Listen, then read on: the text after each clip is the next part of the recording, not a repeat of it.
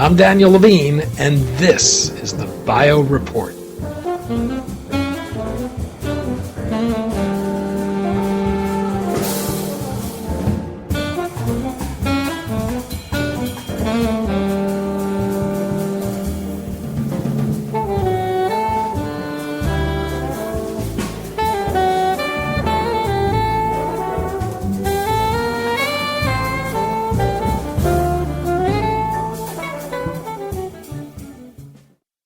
Two-thirds of Americans say they're willing to anonymously share their health information with researchers, but only about 1 in 5 is willing to provide their purchase history or social media activity, according to a recent Truven Health Analytics NPR Health poll.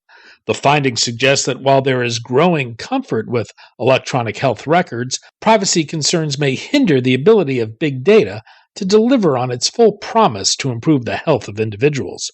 We spoke to Michael Taylor, Chief Medical Officer of Truven Health Analytics, about the survey, the level of theft and misuse of health data, and who people trust the most with their information.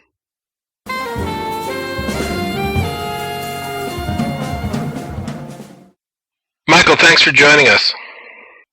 I'm glad to be here. Thanks for having me. As part of a regular monthly poll on a wide range of health issues your company, Truven Health Analytics, conducts with NPR, you recently surveyed 3,003 people about their view of electronic medical records and privacy concerns. We're going to talk about the results, what people are worried about, what they're not worried about, and whether they've got that right. But let's begin with the survey itself.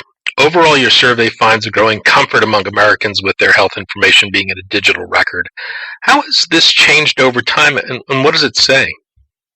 Well, I don't know that other surveys, I'm not aware of other surveys to show what the level of acceptance was before, but certainly I think our survey indicates that the vast majority of U.S. citizens are very comfortable with their electronic data, with their health records being stored in electronic data format.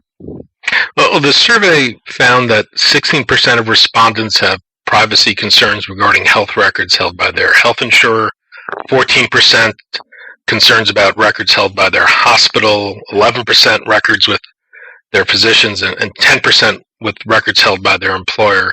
Not a big difference, but I was a bit surprised by this. Do you think this has to do with the type of information each of these different entities have, or does it suggest that people trust their doctors and employers more than they do hospitals and health insurers?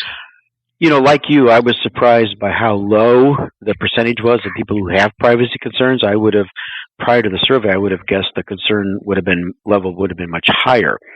I also was interested that the numbers between records held by physician and records held by their employer were essentially the same. I think most of us in this industry would have guessed that people would be very concerned about health records held by employers, but our survey showed that in fact wasn't the case, which I thought was very surprising.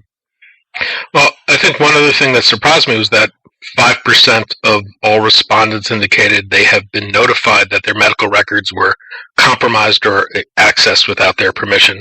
This sounds surprisingly high to me. How big a problem is theft of data and misuse of data? I think in terms of medical records, it's not a huge issue. Obviously, with all of the news now about Sony and about other areas where medical records where records have been compromised, I think this will be a growing issue.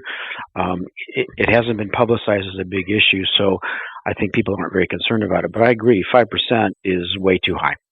Well, and you think of the financial services industry as an area where people are much more conscious of this.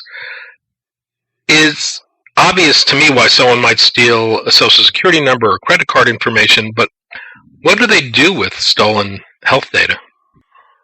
That's a really good question. I don't know how it would particularly be useful to anybody, so that may be why there's less concern about it.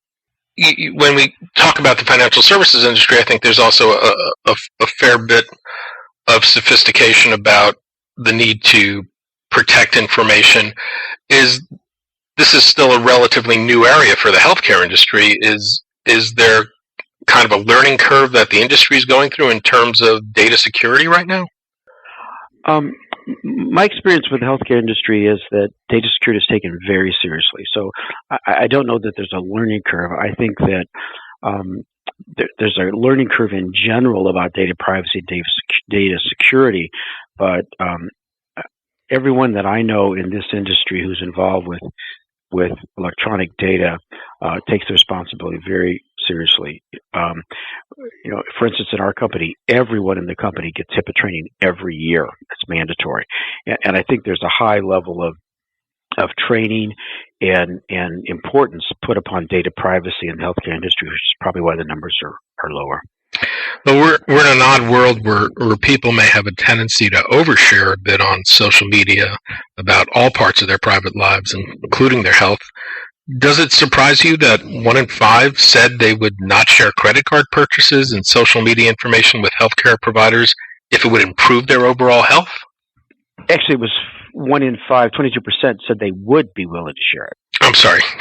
So 8 out of 10 said they would not be willing to share it. And that's, to me, that's not surprising.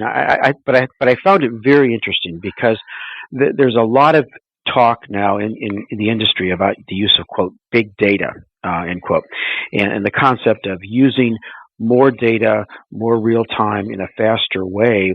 And, and there's a lot of messaging in the literature about using social media information and credit card information to gain additional facts about a person's health. I've always personally felt that people would be reluctant to share that, and I think this survey showed that. And I think that will put a limit on what we can accomplish with what's so-called big data. People, the notion is that if I go to the pharmacy and buy, some over-the-counter health product, that will help a researcher better understand something about my health issue. This survey says that people are generally not willing to share that kind of information, and I think that was, for me personally, not surprising, but I think it's very interesting and will limit the applicability of some data fields. So, any guess if that's because people don't understand the connection that their purchasing might have to their health, or is it because it's a matter of them not wanting to have what they consider private information disclosed to other people? My personal belief is that it feels very, very intrusive. And I almost like a big brother sort of approach. And I think that people, again, I don't have survey data to back it up, but my personal belief is that people find that kind of information, sharing that information is unlikely to be helpful and very intrusive, and they don't want it shared. Well, this issue of big data is an interesting one. Overall, you find more than 2/3 of the respondents are willing to share their health data anonymously with researchers.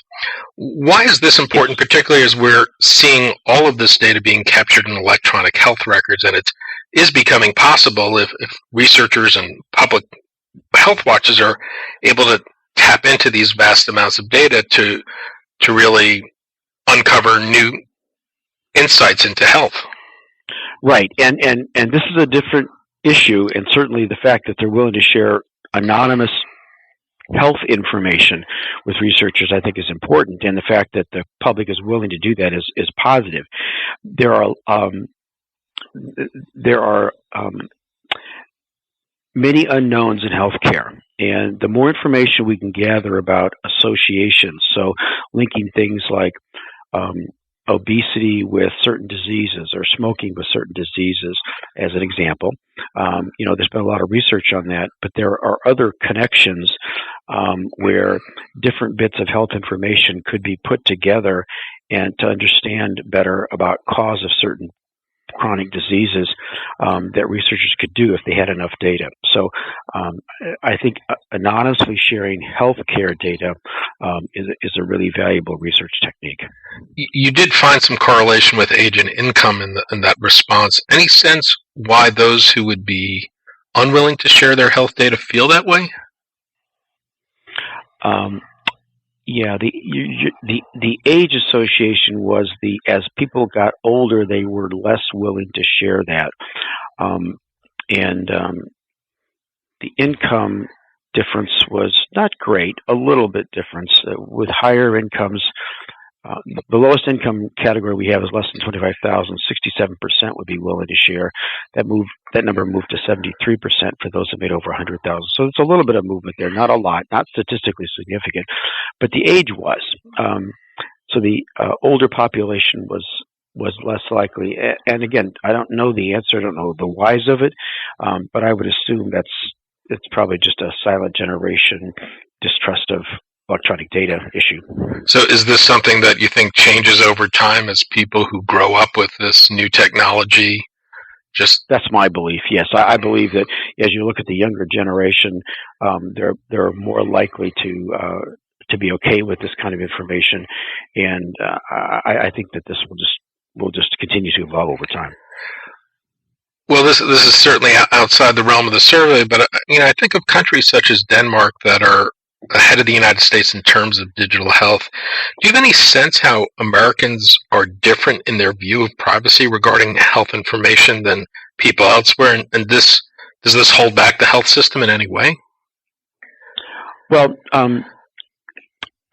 I would submit to you that we really don't have a healthcare system in this country.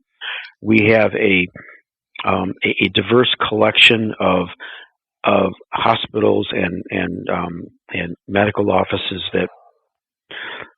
that operate independently. In countries like Denmark and Sweden, there is a national healthcare system, and there are national registries, and it's really organized in a national way. We really don't have that here, so it's a vastly different approach to medicine in the U.S. I don't know, but would suspect that people in Denmark understand that it's a national system, and they understand that the government's going to maintain these records for their benefit. We just don't have that agreement or understanding here in the U.S. Michael Taylor, Chief Medical Officer of Truven Health Analytics. Michael, thanks so much for your time today. Thank you.